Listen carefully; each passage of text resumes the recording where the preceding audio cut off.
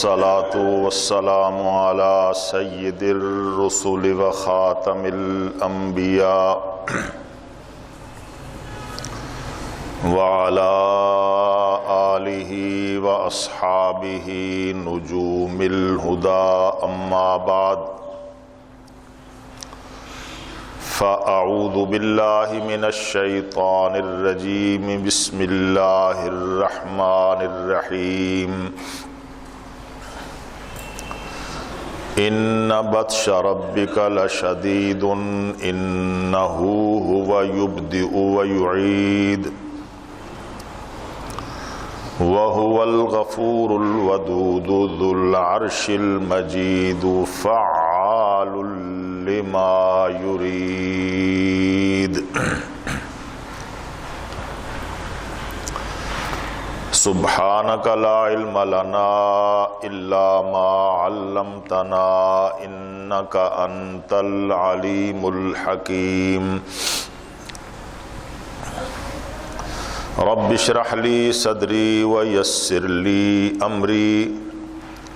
واحلل عقدة من لساني يفقهوا قولي آمنت بالله صدق الله مولانا العظيم وبلغنا رسوله النبي الكريم الأمين۔ محترم حضرات، اللہ تبارک و تعالیٰ کی ذات و صفات کے تعارف میں گزشتہ خطبہ جمعہ کے دوران سورہ الاخلاص کی پہلی 2 آیات کا مفہوم اور مضمون بیان کیا گیا کہ اللہ احد، اللہ ایک ہے، اللہ الصمد، اللہ وہ ہے کہ سب اس کے محتاج ہیں، وہ کسی کا محتاج نہیں۔ اور اس سلسلے میں قرآن مجید فرقان حمید سے چند آیات کی طرف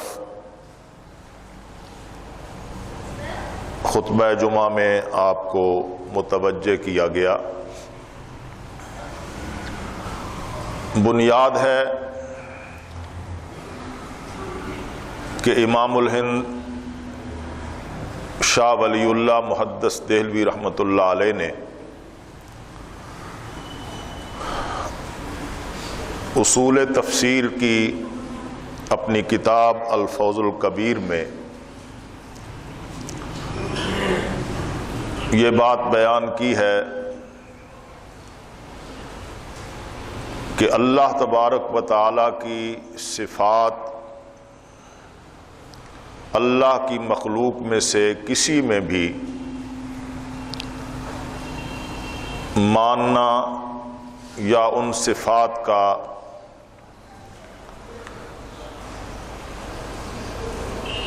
ان کی طرف منسوب کرنا یہ شرک ہے۔ اللہ تبارک و تعالیٰ کی وہ صفات کیا ہیں جو اللہ کے ساتھ خاص ہیں اور اللہ کی مخلوق میں سے کسی کی طرف ان کی نسبت نہیں کی جا سکتی؟ ان میں سے ایک صفت ہے ارادہ اور اختیار۔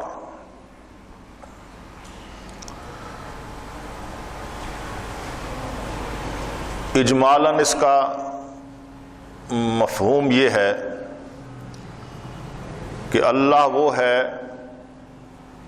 جس کا ہر ارادہ پورا ہوتا ہے، اور جو ارادہ وہ کرے اسے اپنے ارادے کو پورا کرنے کی پوری قدرت اور اختیار حاصل ہے۔ یہ صفت صرف اللہ تبارک و تعالیٰ کے اندر پائی جاتی ہے، اللہ کی صفت ہے۔ مخلوق میں سے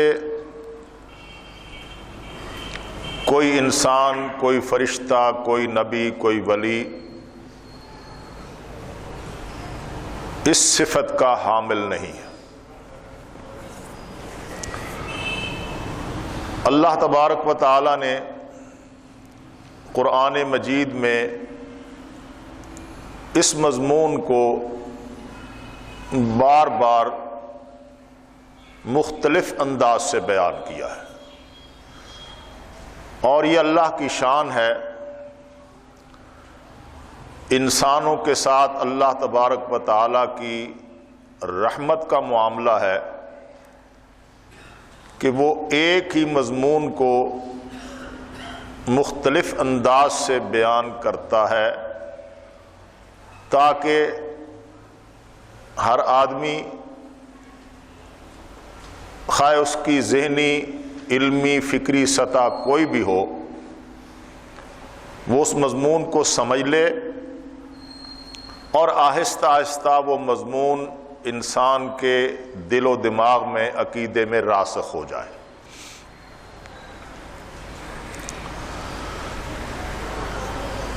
یہ جو مضمون ہے اسے بھی اللہ تبارک و تعالیٰ نے قرآن مجید میں بار بار بیان کیا۔ سورہ یاسین جس کی تلاوت مسلمانوں کا معمول ہے، اور سرور دو عالم صلی اللہ علیہ وسلم نے اسے قرآن مجید کا دل قرار دیا ہے اور ترغیب دی ہے کہ روزانہ اس کی تلاوت کی جائے۔ اللہ تبارک و تعالیٰ نے اس سورت کے آخری حصے میں فرمایا کہ انما امرہ اذا اراد شیئا ان یقول لہ کن فیکون، مشہور آیت ہے، اور ہر خاص و عام اس آیت سے واقف ہے۔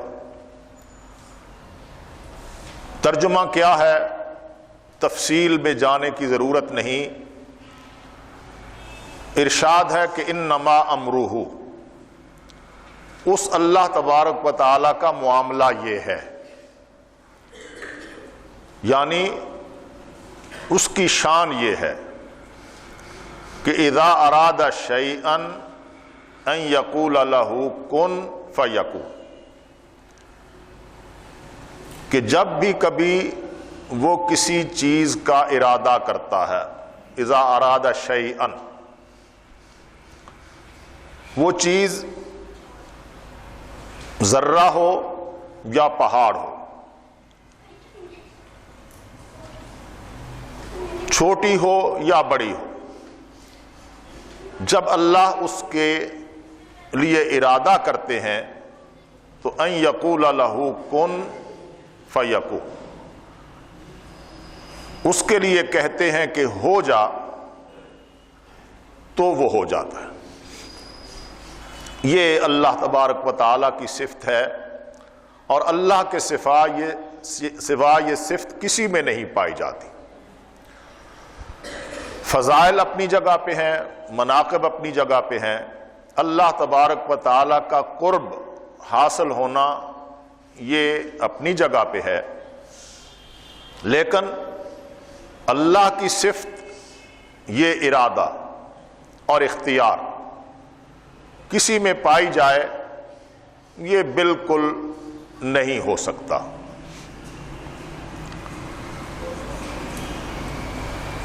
سرور دو عالم امام الانبیاء علیہ التحیۃ والسلام نے ایک خاص واقعے کی بنیاد پر جبریل امین سے یہ کہا کہ میں انتظار کر رہا تھا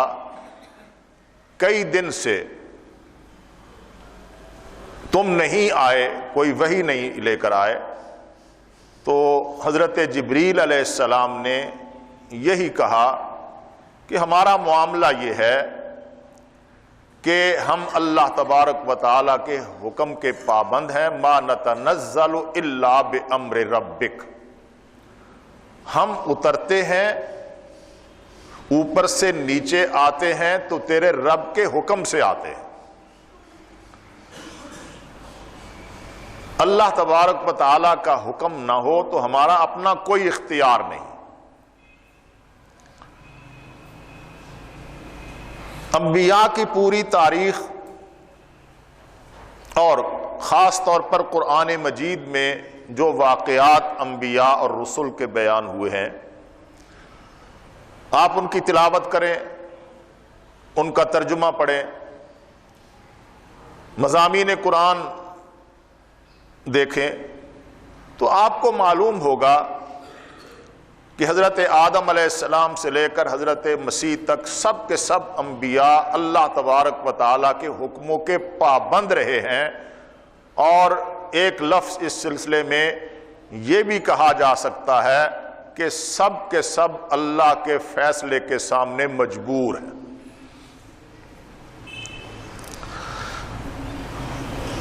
سورہ البروج کی جو آیات میں نے تلاوت کی ہیں، اللہ تبارک و تعالیٰ نے ان میں فرمایا کہ ان بطش ربک لشدید، تیرے رب کی گرفت بہت شدید ہے، وہ جب پکڑنے پہ آتا ہے تو کوئی طاقت اس سے چھڑا نہیں سکتی۔ یہ مضمون آپ کے سامنے ہے سورہ الزمر کا۔ مکہ معظمہ میں جب سرور دو عالم صلی اللہ علیہ وسلم نے اپنے اللہ کی ذات و صفات کا تعارف پیش کیا ہے، ماحول آپ کو معلوم ہے کہ کیا تھا۔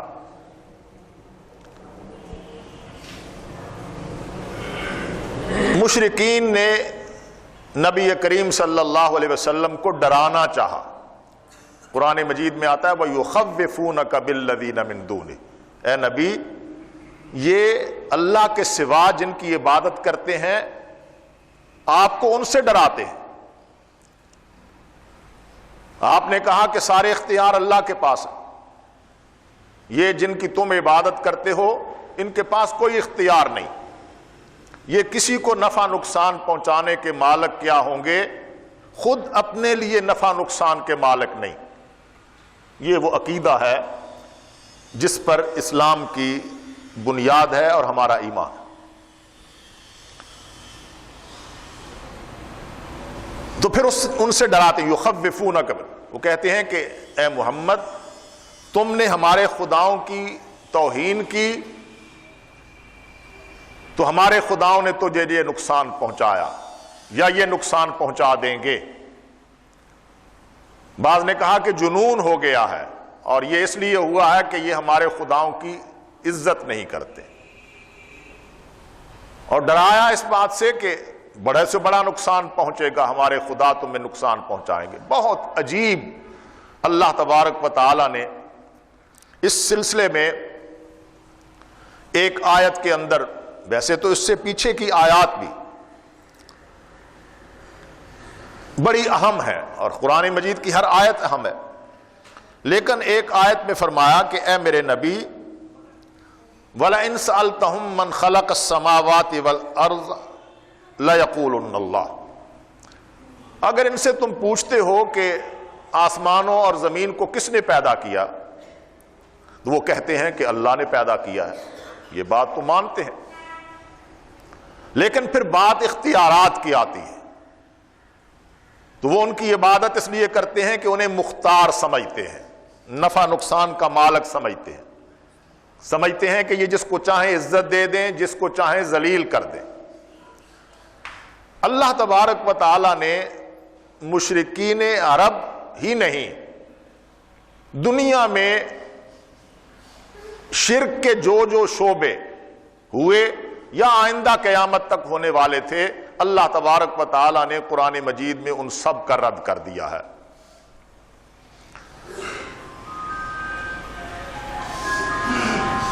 فرمایا کہ اے نبی، بات اختیارات کی ہے، نفع نقصان کی ہے، عزت ذلت کی ہے، تو آپ ان کے سامنے بیان کریں کہ میرا ایمان و عقیدہ تو یہ ہے، اللہم مالک الملک تؤتی الملک من تشاء وتنزع الملک ممن تشاء وتعز من تشاء وتذل من تشاء۔ اور سورہ الحج میں فرمایا ہے میرے نبی انہیں بتاؤ کہ من یہن اللہ فما لہ من مکرم، اللہ تبارک و تعالی جس کو ذلیل کرنے پہ آئے، ما لہ من مکرم، کوئی نہیں ہے اس کو عزت دینے والا۔ کیوں؟ ان اللہ یفعل ما یشاء، اللہ جو چاہتا ہے وہ کرتا ہے۔ یہ بنیادی بات ہے آج کی کہ اللہ تبارک و تعالی اپنے ارادے میں مختار ہے، اسے قدرت حاصل ہے کہ جو ارادہ وہ کرے وہ پورا ہو۔ من یہن اللہ فما لہ من مکرم ان اللہ یفعل ما یشاء۔ اور اس کے ساتھ ہی چند آیات پہلے یہ کہا کہ اے میرے نبی، اللہ تبارک و تعالی کا معاملہ یہ ہے کہ وہ ان اللہ یدخل، ایمان والوں کو اور نیک عمل کرنے والوں کو وہ جنت میں داخل کرے گا، وہ جنت کہ جس کے نیچے نہریں بہتی ہیں، اور کوئی اللہ تبارک و تعالیٰ کے اس فیصلے کو نہ چیلنج کر سکے گا، نہ اس فیصلے کے سامنے رکاوٹ بن سکے گا، کیونکہ اللہ وہ ہے کہ جو یفعل ما یشاء، جو چاہتا ہے کرتا ہے۔ سورہ الزمر میں فرمایا کہ اے نبی، جب خالق اللہ کو مانتے ہیں تو آپ نے انہیں سمجھانے کی کوشش کی کہ جو خالق ہے مالک و مختار بھی وہی ہے۔ یہ ہمیں ایک جملہ سمجھ لینا چاہیے کہ جب کائنات کے ذرے ذرے کا خالق اللہ ہے تو کائنات کے ذرے ذرے کا مالک و مختار بھی اللہ ہے، اس لیے کہ ملکیت اور اختیار بھی اسی کو حاصل ہوتا ہے جو خالق ہے۔ کائنات کی کسی چیز کا نہ کوئی فرشتہ خالق ہے، نہ کوئی نبی ولی خالق، کوئی ایک ایسی چیز نہیں، ذرے سے لے کر صحرا تک اور قطرے سے لے کر دریا تک اور زمین کے گہرائیوں سے لے کر بلندیوں تک کہ جس کے بارے میں کبھی کسی نے یہ دعویٰ کیا ہو کہ یہ آسمان میں نے پیدا کیا ہے، یہ زمین میں نے پیدا کی ہے، یہ انسان میں نے پیدا کیا ہے، یہ چاند سے کوئی بھی دعویٰ نہیں کر سکا، اس لیے کہ اگر کوئی دعویٰ کرے گا تو وہ اسے ثابت نہیں کر سکتا۔ یہ دعویٰ صرف اللہ کا ہے کہ اللہ خالق کل شیء، ہر چیز کا خالق اللہ ہے۔ قرآن مجید نے یہ سمجھایا کہ ان الذین تدعون من دون اللہ لن یخلقوا ذبابا ولو اجتمعوا لہ، اللہ کے سوا جن کی تم عبادت کرتے ہو اے مشرکین، وہ تو ایک مکھی بھی پیدا نہیں کر سکتے، اور نہ صرف یہ کہ کوئی ایک، بلکہ وَلَوِ اجْتَمَعُوا لَهُ، اگر وہ جنہیں خدا بنایا گیا، مانا گیا، یا جنہیں قیامت تک خدا مانا جائے گا، وہ سب کے سب بھی اگر جمع ہو جائیں تو وہ ایک مکھی بھی پیدا نہیں کر سکتے۔ وَلَوِ اجْتَمَعُوا لَهُ کا معنی یہ، اور اتنے عاجز ہیں کہ يَسْلُبْهُمُ الذُّبَابُ شَيْئًا لَا يَسْتَنْقِذُوهُ مِنْهُ، اگر ان کے پاس پڑی ہوئی کوئی چیز کوئی مکھی اٹھا کر لے جائے تو وہ اس سے واپس نہیں لے سکتے، اس سے بچا نہیں سکتے۔ اختیار اللہ کا ہے اور اللہ کے سوا ہر کوئی بے اختیار ہے۔ یوں کہہ لیجئے کہ قادر اللہ ہے اور اللہ کے سوا ہر کوئی عاجز ہے۔ ارادہ کرتا ہے، ارادے باندھتا ہے، لیکن وہ ارادے پورے ہو جائیں اور اپنے ارادوں کو پورا کرنے کی اسے قوت حاصل ہو، یہ ایسا نہیں ہے۔ بلکہ قرآن مجید نے یہ بتایا کہ کوئی آدمی کل کے بارے میں یہ جانتا بھی نہیں کہ وہ کیا کرے گا، مستقبل کا علم تمہارا۔ اس آیت میں فرمایا کہ اے میرے نبی قل، یہ اللہ تبارک و تعالی اہم ترین مضامین جو قرآن مجید کے ہیں وہ قل کے الفاظ کہہ کر، لفظ پیغمبر سے کہتا ہے اے نبی آپ کہہ دیں قل، جیسے قل هو اللہ احد اللہ الصمد، قل اعوذ برب الفلق، اسی طرح اے نبی کہیے افرأیتم، ذرا سوچو تو صحیح، اس بات پر غور تو کرو کہ ما تدعون من دون اللہ، جن کی عبادت کرتے ہو تم اللہ کے سوا، لفظ تو ہے تدعون، جنہیں تم پکارتے ہو، لیکن چونکہ پکار غائبانہ حاجات میں یہ عبادت ہے، اس لیے شاہ عبد القادر محدث دہلوی رحمۃ اللہ علیہ نے یہاں ترجمہ یہی کیا ہے کہ جن کو پوجتے ہو تم، ما تدعون من دون اللہ، جن کو تو اپنی حاجات میں پکارتے ہو، یعنی جنہیں تم اپنا معبود سمجھتے ہو، جن کی پرستش کرتے ہو، ان ارادنی اللہ بضر هل ہن کاشفات ضری، اگر میرا اللہ مجھے کوئی ضرر پہنچانے کا ارادہ کرے، ان ارادنی اللہ بضر، اگر ارادہ کرے میرے ساتھ اللہ تبارک و تعالی بضر، کسی نقصان پہنچانے کا، تو هل ہن کاشفات ضری، کیا یہ جنہیں تم خدا بنائے بیٹھے ہو یہ میری اس تکلیف کو اور اللہ تبارک و تعالی نے جس ضرر کا ارادہ کیا ہے اسے روک سکیں گے؟ اللہ تبارک و تعالی کی دی ہوئی تکلیف کو یہ کھول سکیں گے؟ کاشفات مجھ سے دور کر سکیں گے؟ اور او ارادنی برحمت هل ہن ممسکات رحمتی، اور یا اگر میرا اللہ مجھے کوئی رحمت پہنچانے کا ارادہ کرے، ان ارادنی اللہ برحمت، کوئی مہربانی میرے ساتھ کرنا چاہے، تو هل ہن ممسکات رحمتی، کیا یہ اللہ تبارک و تعالیٰ کی مہربانی کو روکنے کی قدرت رکھتے ہیں؟ ان کے پاس کوئی طاقت ہے؟ آگے فرمایا قل حسبی اللہ، اے میرے نبی آپ اعلان کر دیں کہ میرے لیے میرا اللہ ہی کافی ہے، علیہ یتوکل المتوکلون، وہی اللہ ہے جس پر توکل کرنے والے توکل کرتے ہیں، یعنی ارادہ بھی اللہ کا اور اس ارادے کی تکمیل کا اختیار بھی اللہ کو۔ شرک نے جہاں ہر دور میں نت نئے روپ اختیار کیے ہیں، ان میں سے ایک یہی ہے کہ آدمی سہارے اپنے بنا لیتا ہے، خواہ وہ نیک سہارے ہوں یا بد سہارے ہوں۔ نیک سہارے تو یہی ہیں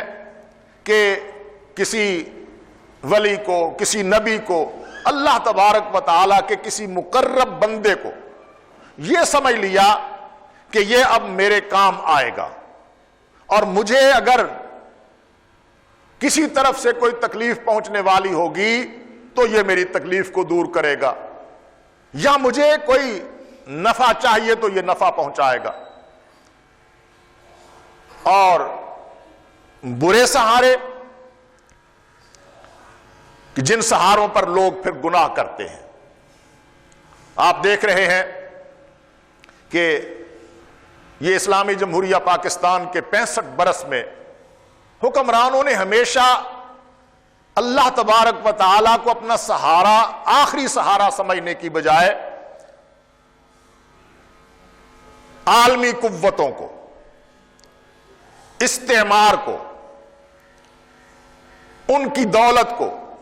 ان کی قوت اور طاقت کو، ان کی شیطنت کو اپنا سہارا سمجھا، اور ان کے سہارے پر پھر گناہ سے گناہ کرتے چلے گئے کہ وہ ہمارا سہارا ہے، وہ خوش ہیں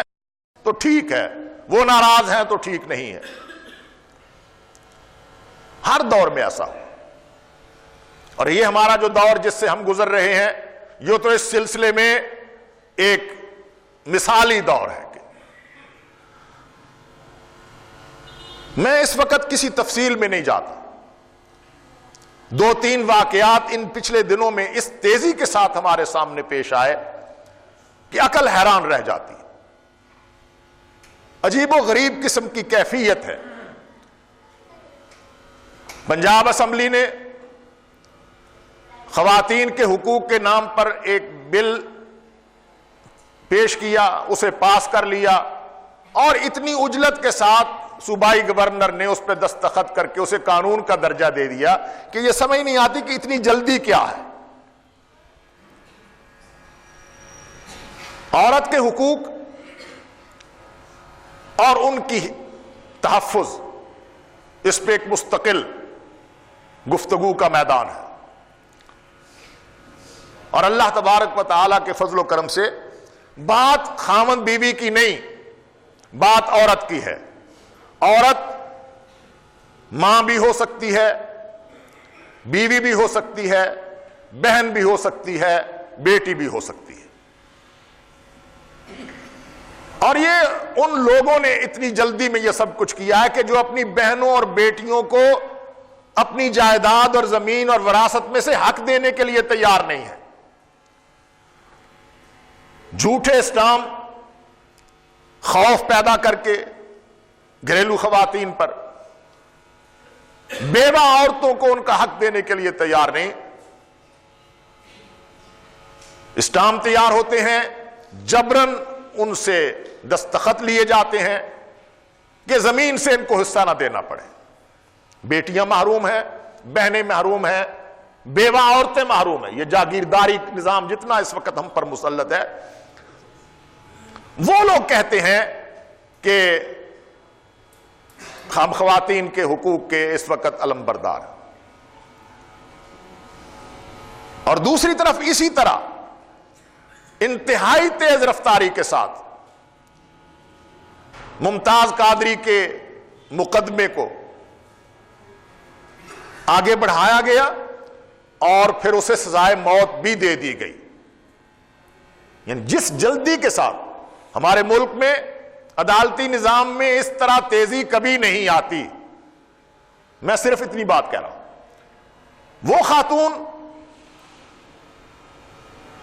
کہ جس نے توہین رسالت کا ارتکاب کیا،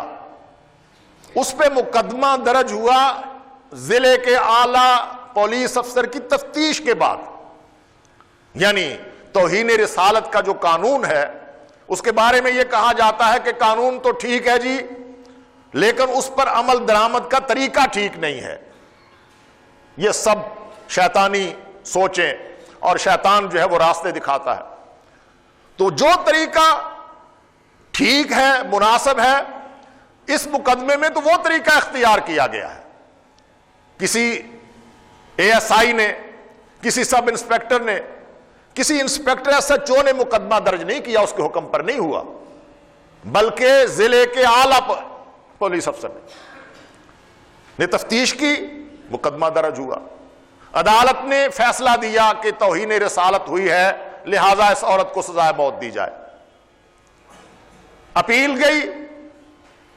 ہائی کورٹ میں، ہائی کورٹ نے بھی یہ سزا برقرار رکھی کہ یہ توہین ہوئی ہے رسول اللہ کی، اور قانون جو 295 ہے اس کی بنیاد پر اسے سزائے موت ملنی چاہیے۔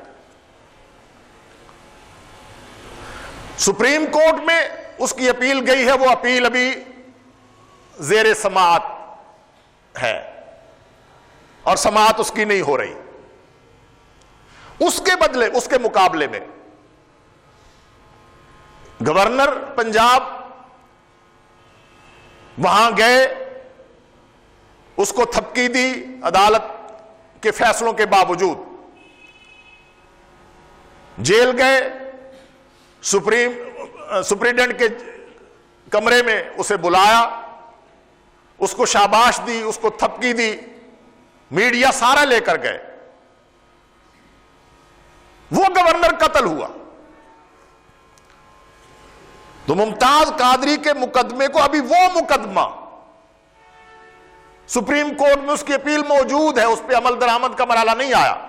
لیکن ممتاز قادری کے مقدمے کو بڑی تیزی کے ساتھ اس کی سماعت بھی ہو گئی، اپیل کی سماعت بھی ہو گئی، اور پھر صدر پاکستان نے بھی رحم کی اپیل جس نے بھی کی اسے مسترد کر دیا اور اسے سزائے موت بھی دے دی گئی۔ میں اس وقت بالکل شرعی پہلوؤں پر گفتگو نہیں کر رہا، وہ میری گفتگو پہلے ہوتی رہتی ہے، اور اللہ کے فضل و احسان سے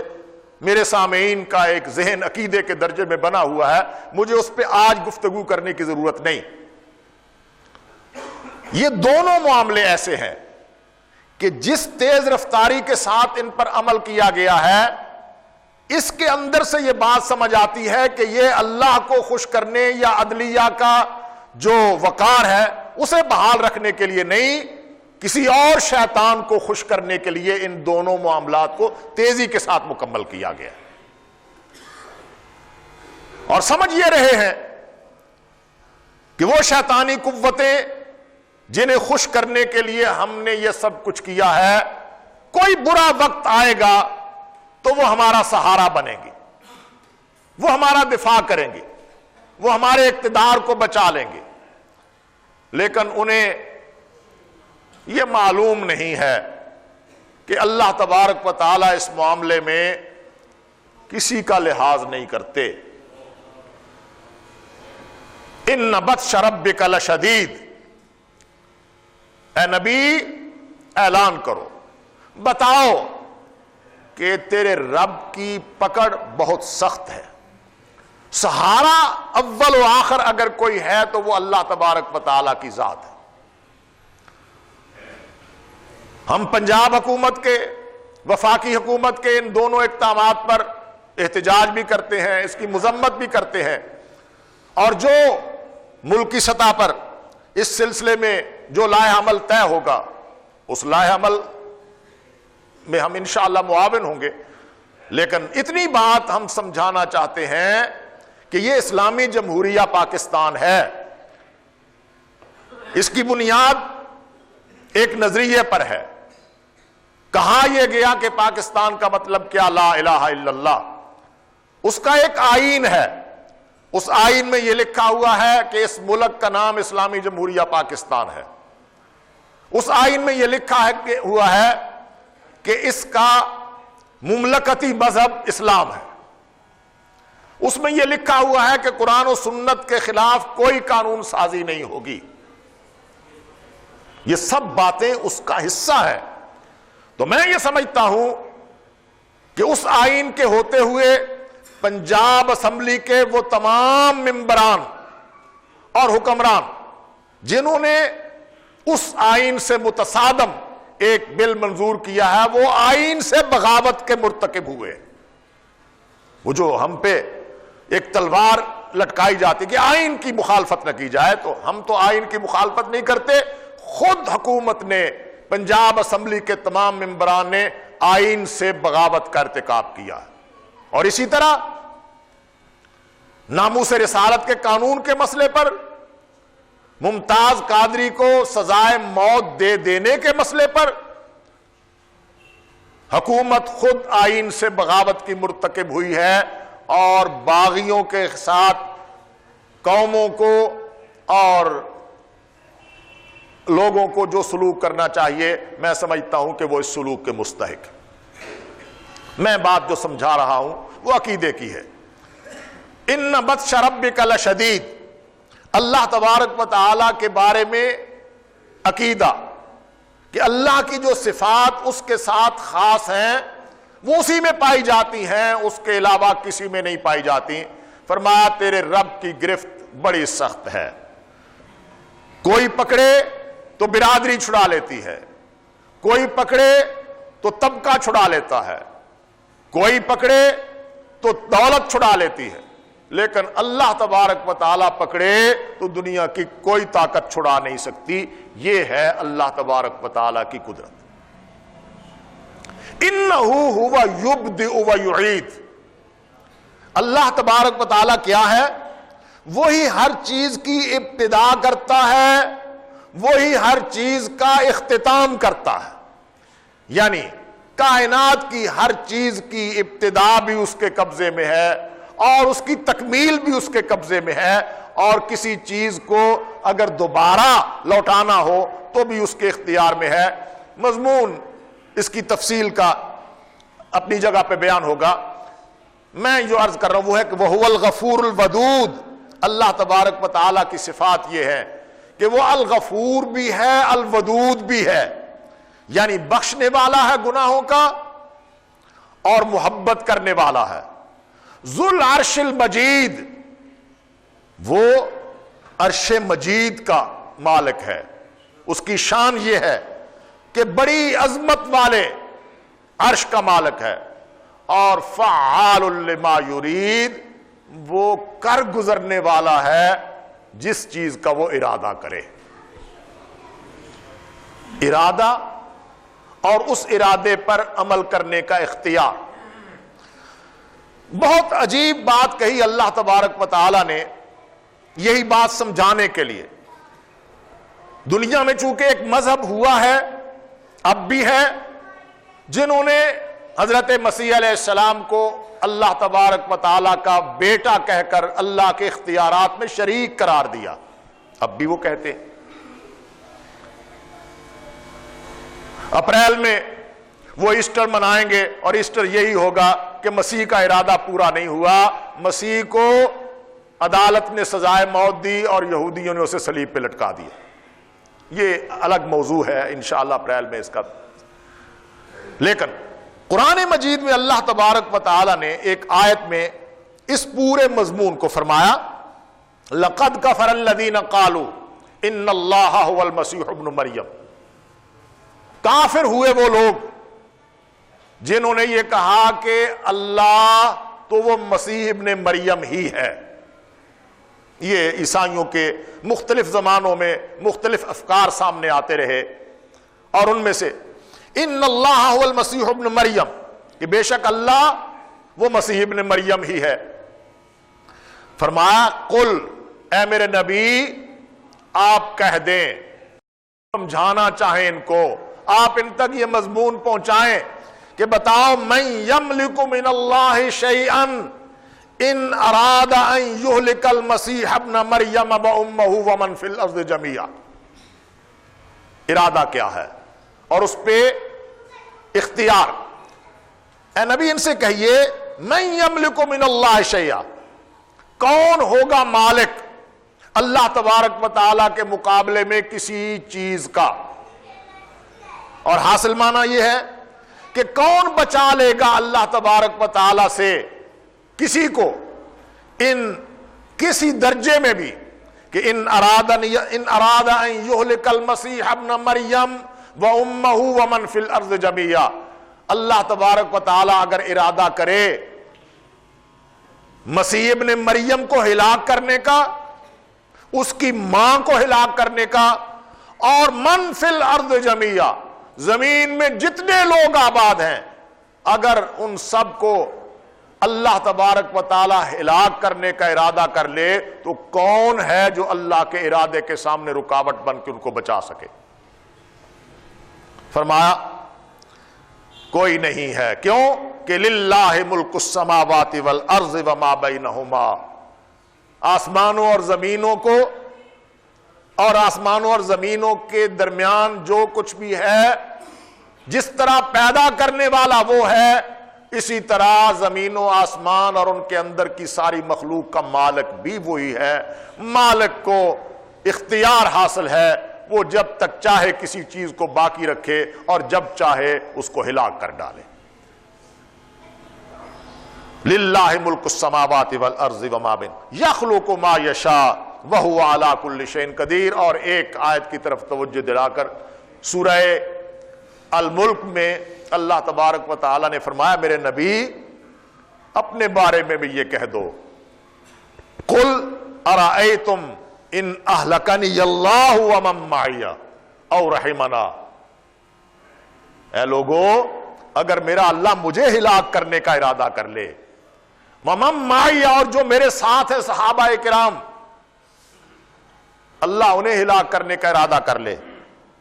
یا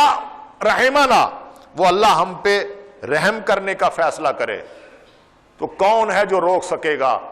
اور اس کا مطلب یہ نہیں کہ اگر ہمارے بارے میں اللہ یہ ارادہ کرے گا تو تم بچ جاؤ گے۔ من یجیر الکافرین من عذاب علیم، اس کا اس معاملے سے کوئی تعلق نہیں، وہ جب چاہتا ہے جس کو ہلاک کرنے کا فیصلہ کر لیتا ہے، لیکن کسی ایک طبقے کے ہلاک ہونے سے معنی یہ نہیں ہے کہ دوسرے بچ جائیں گے۔ اللہ تبارک و تعالیٰ کے اپنے معاملات ہیں، اپنے اصول ہیں، اپنے قواعد و ضوابط ہیں، اپنا قانون ہے، فیصلے وہ اللہ اپنے قوانین کے مطابق کرتا ہے۔ تو اللہ کی وہ صفات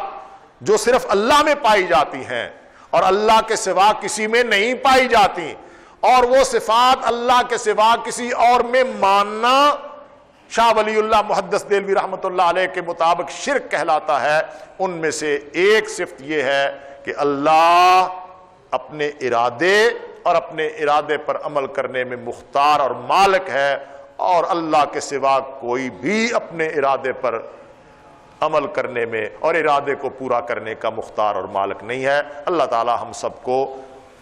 اپنی الوہیت کی تمام صفات پر یقین نصیب فرمائے۔ وآخر دعوانا